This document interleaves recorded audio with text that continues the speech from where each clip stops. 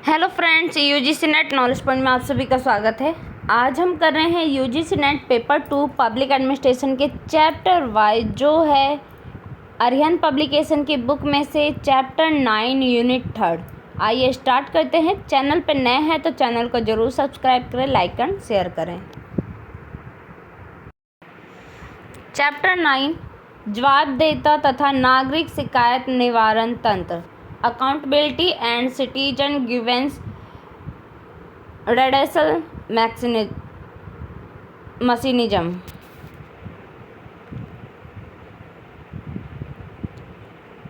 जवाबदेहिता का स्रोत, उत्तरदायित्व और स्वरूप कानूनी होता है। अधीनस्थ स्तर की उच्च स्तर के प्रति अपने कार्यों को लेकर जवाबदेहिता होती है। दूसरी ओर प्रशासन के विरुद्ध नागरिकों की शिकायतों के निराकरण पर ही सामाजिक व आर्थिक विकास निर्भर करता है। जवाबदेहिता का अर्थ यानी मीनिंग ऑफ अकाउंटेबिलिटी। भारतीय संदर्भ में सुशासन के महत्वपूर्ण आयामों में से एक जवाबदेहिता है। जवाबदेहिता शासन में उत्तरदायित्व और नैतिकता से संबंधित संकल्पना, जिसे जिम्मेदारी, जवाबदेही, दायित्व जैसे संकल्पनाओं का पर्यायवाची माना जाता है। जवाबदेहिता की व्युत्पत्ति लैटिन शब्द अकम्प्टूटेयर अर्थात हिसाब करने से हुई है। इसका प्रयोग प्राचीन समय में शासन और मुद्रा के लेन देन से जुड़े रिकॉर्ड रखने की गतिविधियों के रूप में परिभाषित किया जाता है।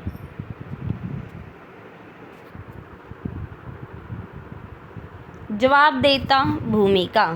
शासन में नेतृत्व की भूमिका में जवाबदेहिता के अंतर्गत कार्यों, उत्पादों, फैसलों को स्वीकार करना और उनकी जिम्मेदारी लेने के साथ साथ शासन और उन्हें अपनी भूमिका के दायरे में लागू करने तथा उसकी परिणति के प्रति जवाबदेह होना शामिल है।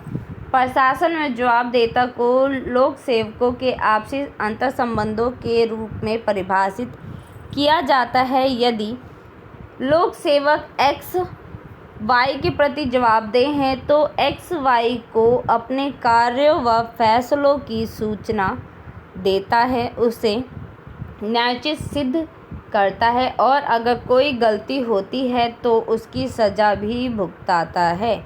ब्रूस स्टोन, ओम प्रकाश द्विवेदी और जोसेफ जी जाबरा ने जवाबदेहिता को 8 प्रकारों में विभाजित किया है, जिसे नैतिक, प्रशासनिक, राजनैतिक, प्रबंधकीय, बाजार, कानूनी, न्यायिक, निर्वाचन क्षेत्र और पेशेवर जवाबदेही शामिल है। लेकिन मुख्य रूप से जवाबदेहिता के संदर्भ में कार्यपालिका, विधायी और न्यायिक जवाबदेहिता का अध्ययन किया जाता है।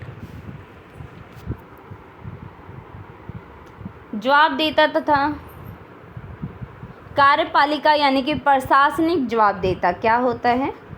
सरकार के प्रशासन में नौकरशाहों को जवाबदेह बनाने के लिए आंतरिक नियमों और मानदंडों के साथ साथ स्वतंत्र आयोग भी होते हैं। किसी भी विभाग या मंत्रालय के अंदर सबसे पहला बर्ताव नियमों व विनियमों के अंतर्गत घिरा होता है। इसके अंतर्गत कार्यरत नौकरशाह पदों के मुताबिक अपने वरिष्ठ अधिकारों के पक्षधर होते हैं और इन्हीं के प्रति जवाबदेह होते हैं। फिर भी विभागों पर नज़र रखने और उन्हें जवाबदेह बनाने के लिए कुछ स्वतंत्र निगरानी इकाइयाँ होती हैं।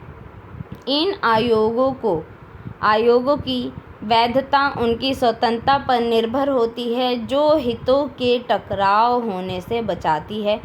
आंतरिक जांच के अतिरिक्त कुछ निगरानी इकाइयाँ होती है जो नागरिकों की शिकायतों को ग्रहण करती है और उसे आगे बढ़ाती है। इससे सरकार और समाज केवल सरकारी विभागों के प्रति ही नहीं बल्कि नागरिकों के प्रति भी अपनी जवाबदेहिता को निभाते हैं। प्रशासन में जवाबदेहिता बढ़ाने हेतु 24 मई 1997 को तत्कालीन प्रधानमंत्री इंद्र कुमार गुजराल की अध्यक्षता में प्रभावी व उत्तरदायी शासन विषय पर मुख्यमंत्रियों के सम्मेलन में 9 सूत्री कार्य योजना बनाई गई थी, जिसमें शामिल है। फर्स्ट है नागरिकों के लिए अधिकार पत्र व जवाबदेह प्रशासन। सेकंड है प्रभावी व त्वरित लोक शिकायत निवारण।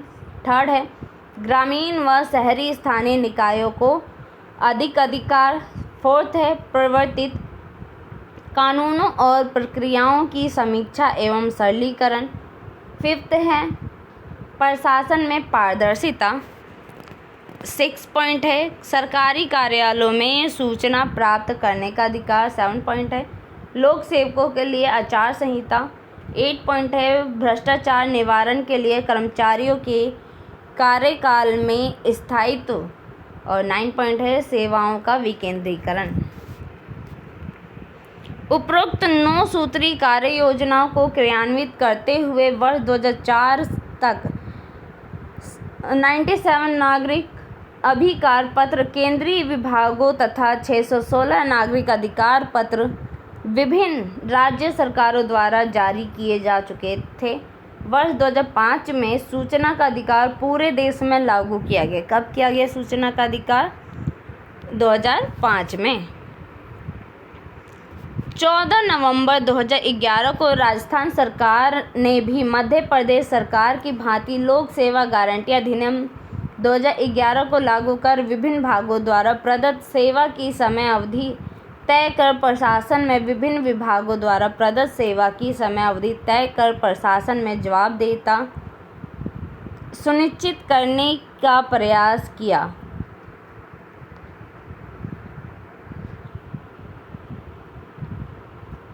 इसी भांति the right of citizen for time bound delivery of goods and service and redressal of their grievances bill 2011 Lok Sabha में विचाराधीन है, जो लोक सेवा गारंटी व शिकायत निवारण को दिशा में मील का पत्थर साबित होगा। विधायी जवाबदेहिता जनता और सरकार के संबंधों पर आधारित होती है। संसदीय व्यवस्था में शासन अप्रत्यक्ष रूप से जनता के प्रति उत्तरदायी होता है। विधायी जवाबदेहिता में चूंकि जनप्रतिनिधि अप्रत्यक्ष रूप से जनता द्वारा निर्वाचित होता है तथा जन कल्याण हेतु नियमों व कानूनों का निर्माण करते हैं, इस प्रणाली में सरकार द्वारा बनाए गए समस्त कानूनों नीतियों के क्रियान्वयन और उसकी उपलब्धियों का प्रत्यक्ष संबंध जनता से संबंधित होता है। विधायी जवाबदेहिता में महत्वपूर्ण भूमिका विपक्ष की होती है, जो समय समय पर सरकार से जनता के कल्याण और उनसे संबंधित नीतियों के बारे में प्रश्न पूछती है और उसे क्रियान्वित करने की दिशा में अग्रसर करती है। निर्वाचित प्रतिनिधि पूर्ण रूप से जनता के प्रति उत्तरदायी होते हैं, जो उनके कार्यों के आधार पर आने वाले चुनावों में उनकी प्रमुखता को दर्शाती है। जनता द्वारा निर्वाचित प्रतिनिधि विधायिका में बैठकर न केवल देश का भविष्य तय करते हैं, बल्कि परिवर्तित प्रशासनिक प्रक्रियाओं की भी समीक्षा करते हैं। जनसाधारण की इच्छाओं, आकांक्षाओं तथा समस्याओं को राष्ट्र के सम्मुख लाने तथा उन पर सार्थक बहस करने का एकमात्र सशक्त मंच विधायिका ही है। प्रत्येक देश, विशेषतः संसदीय लोकतांत्रिक प्रणाली में विपक्षी राजनीति पार्टियां सत्तारूढ़ सरकार को आए दिन कटघरे में खड़ा कर संतोषजनक उत्तर मांगती हैं, क्योंकि वास्तविक कार्यपालिका सदन के प्रति जवाबदेह भी होती है। न्यायिक जवाबदेहिता। न्यायपालिका में भ्रष्टाचार शायद ही कोई नई घटना है, हालांकि यह निश्चित रूप से पिछले कुछ वर्षों में बढ़ा है। ये न्यायिक भ्रष्टाचार के अचानक फैलने के कारणों की जांच करने के लिए महत्वपूर्ण है। ऑक्सफोर्ड डिक्शनरी में परिभाषित जवाबदेह शब्द का अर्थ है अपने निर्णयों या कार्यों के प्रति जिम्मेदार व उन कार्यों को समझाने में पूर्ण दक्षता। पारदर्शिता जवाबदेही की सुविधा प्रदान करता है। कोई भी सार्वजनिक संस्थान या सार्वजनिक अधिकारी को जवाबदेहिता से मुक्त नहीं रखा जा सकता। हालांकि जवाबदेहिता को लागू करने का तरीका कार्यालय की प्रकृति और कार्यालय धारक द्वारा निर्वहन किए गए कार्यों के आधार पर भिन्न हो सकता है। न्यायपालिका राज्य का एक आवश्यक जवाबदेही अंग है। न्यायपालिका की स्वतंत्रता और निष्पक्षता सरकार की लोकतांत्रिक प्रणाली का पहचान है। केवल एक निष्पक्ष और स्वतंत्र न्यायपालिका व्यक्ति के अधिकारों की रक्षा करती है और बिना भय और पक्षपात के समान न्याय प्रदान कर सकती है। भारत का संविधान न्यायपालिका की स्वतंत्रता को बनाए रखने के लिए कई विशेषाधिकार प्रदान करता है, जो नागरिकों के प्रति न्यायपालिका की जवाबदेहिता को दर्शाता है। एक जज की आचार संहिता न्यायपालिका में संपन्न होने वाले निर्णय न्यायाधीश की पूर्ण दक्षता पर निर्भर करता है। यह न्यायालय के प्रति जवाबदेह होता है और अपने कृत्यों के द्वारा अपनी भूमिका का निर्वहन करता है। अपनी भूमिका के निर्वहन में न्यायाधीश की जवाबदेही महत्वपूर्ण होती है और वह निम्न भूमिकाओं के साथ इन आचार संहिता का पालन करता है। कौन कौन सी? फर्स्ट पॉइंट है ईमानदार होने का न्यायिक निर्णय। यह नितांत आवश्यक है कि न्यायाधीश का जीवन समाज में उनकी भूमिका के प्रति जनता के विश्वास से भरा हो।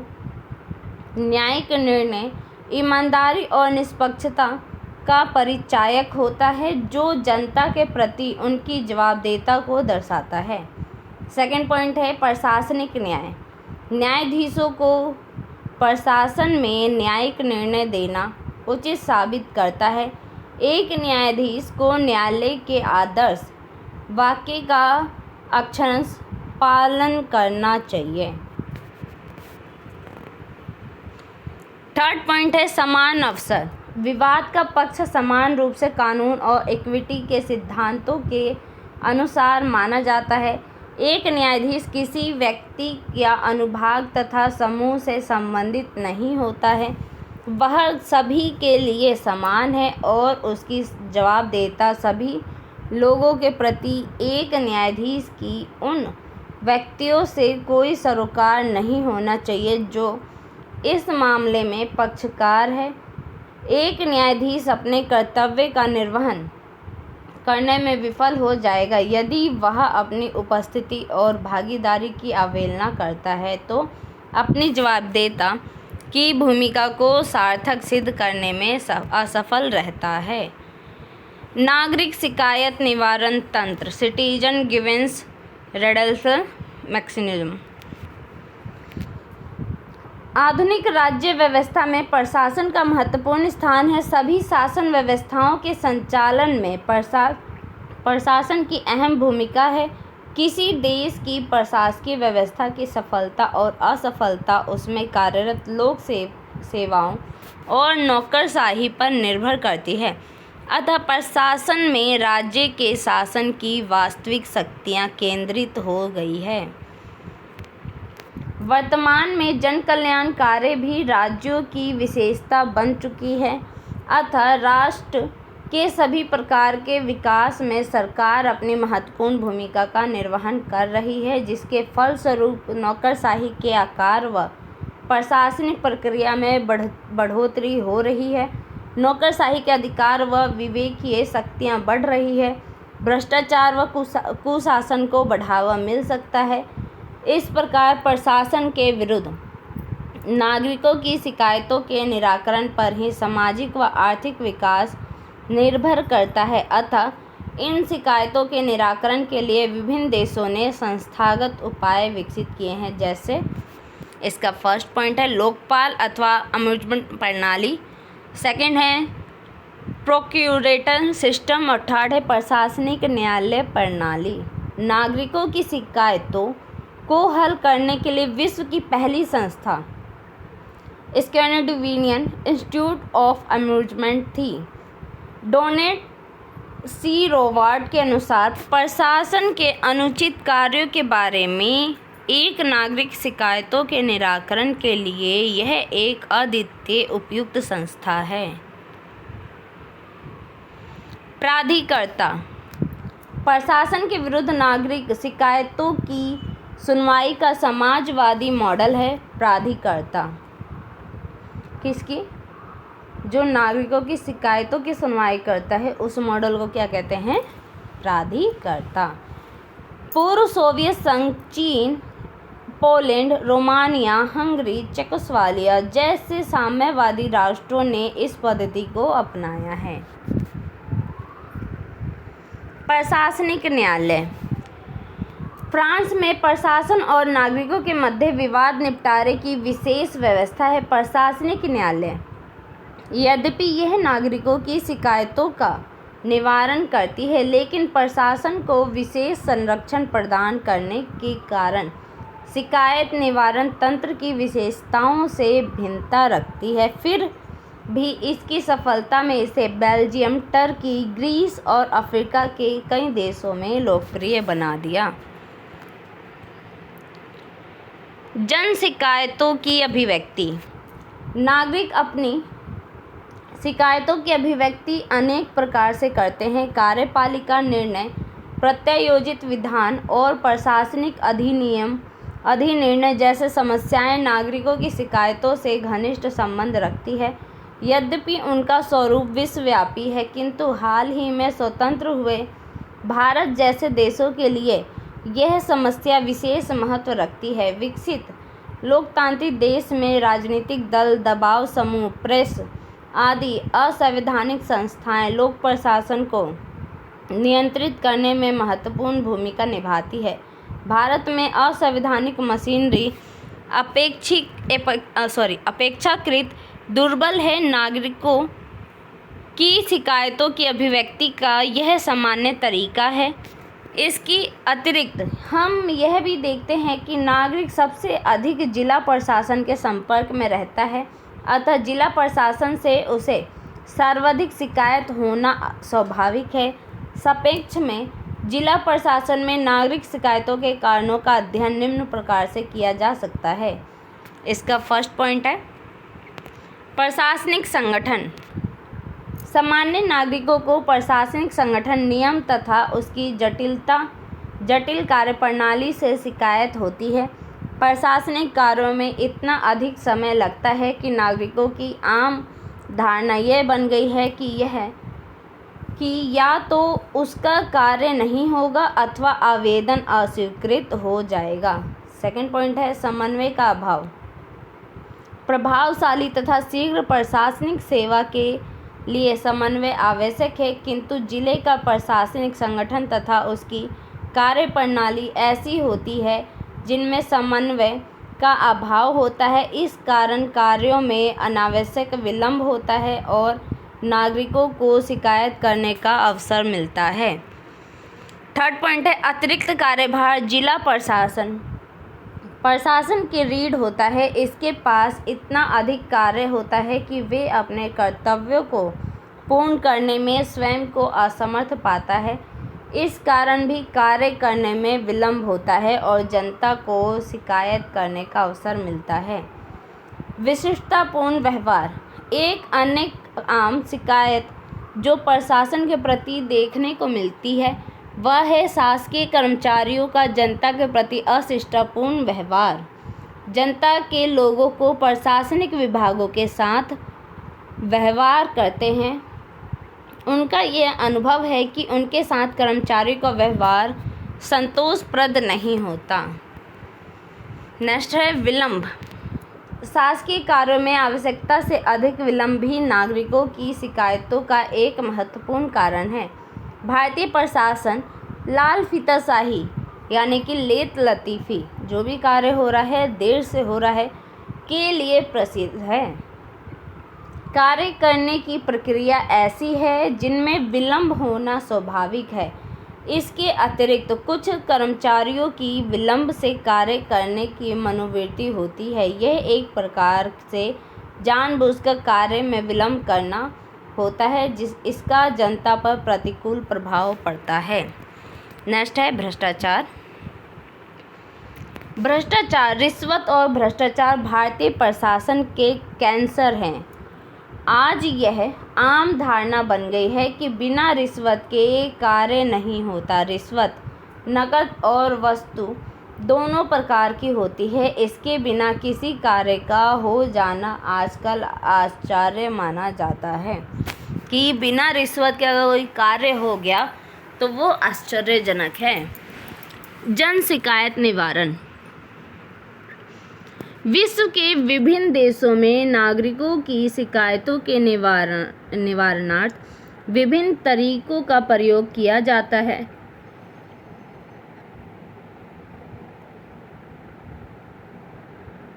फ्रांस तथा कुछ देशों में ऐसी व्यवस्था प्रचलित है जिसमें न्यायालयों को व्यक्तियों तथा प्रशासन के बीच उठने वाले मतभेदों को तय करने का अधिकार प्राप्त है। फ्रांस में प्रशासनिक कानून तथा प्रशासनिक न्यायालय प्रचलित है।